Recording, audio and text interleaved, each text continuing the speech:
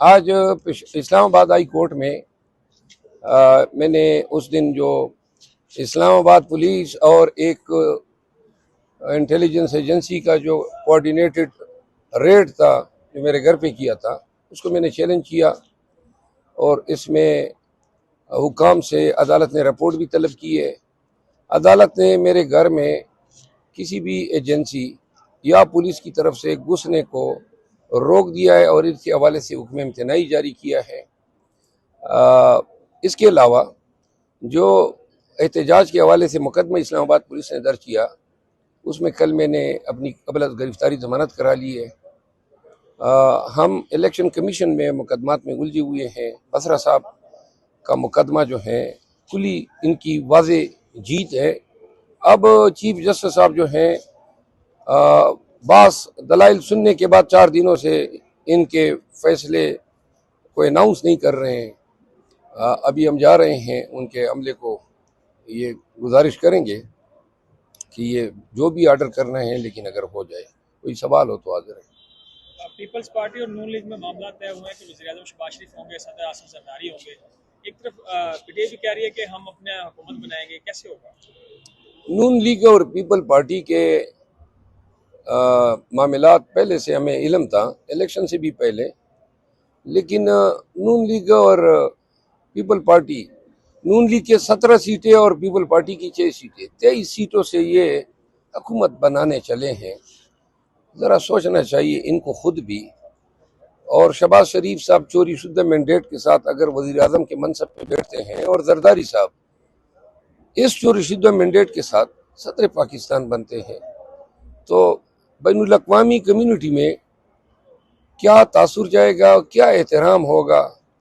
हम रोज़ाना कहते हैं कि सबस पासपोर्ट की जो वैल्यू है गिरती जा रही है, पाकिस्तानियों की जो करेंसी है गिरती जा रही है।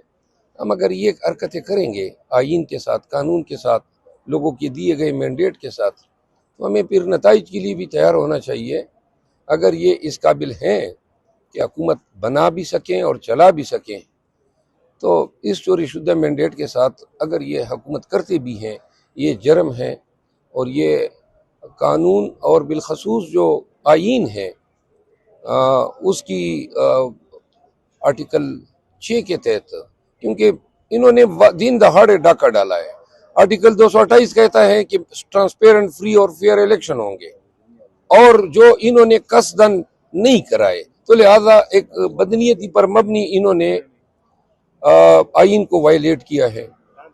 जी सर जी बताइएगा कि जिस तरह आजकल होता है कि पता ही नहीं चलता कि किसी भी मुकदमे में उठा लिया जाता है, तो आपने कोई कोर्ट में कोई दरखास्त वगैरह दायर करवाई है कि आपका नाम किसी एफआईए में हो या कोई और मुकदमे में हो, किसी भी जगह से आपको गिरफ्तार कर सकते हैं? जी, आज ही मैंने गुजारिश की है कि आज ही ये रेड पिटीशन समाअत के लिए मुकर्रर थी और जस्टिस साहिबा ने समाअत की है। तमाम इदारों से रिपोर्ट तलब की है, जिसमें मैंने जो रिस्पॉन्डेंट्स हैं उसमें FIA, IG police, secretary interior, नेब, इन तमाम को मैंने रिस्पॉन्डेंट बनाया है कि अगर कोई भी इंक्वायरी एफआईआर हो ताकि मुझे इल्म हो और मैं, और इस नबीयत का ये मेरे अपने ज़ात के लिए 11वां मुकदमा है।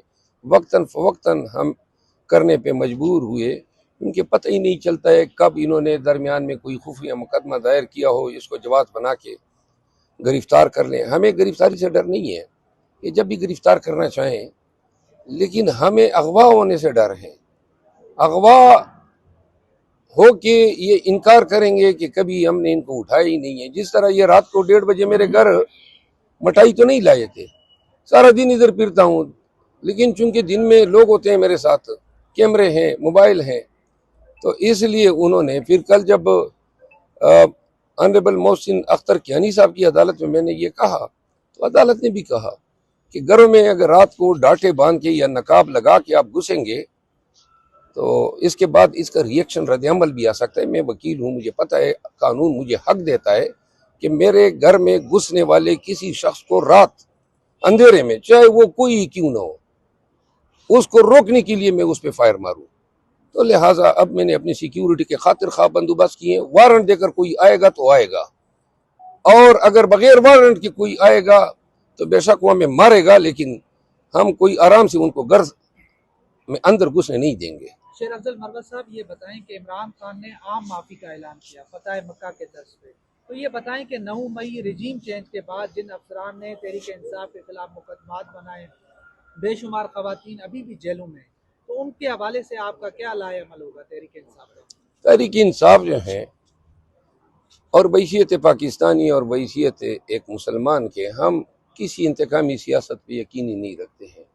अगर पहले भी कोई इंतकामी सियासत हुई है तो मैं बैसियत वकील उसकी मैंने हमेशा मजम्मत की है। रूल ऑफ लॉ यही है कि अपने दौरे इक़्तिदार में अपने बदतरीन सियासी हरीफ के साथ आप कोई ज्यादती कर ही न सके। खान साहब बार बार इस चीज़ का इजहार कर चुके हैं।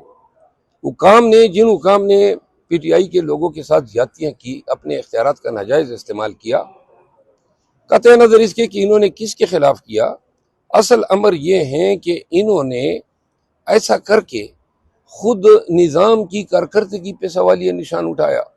ये एक दफ़ा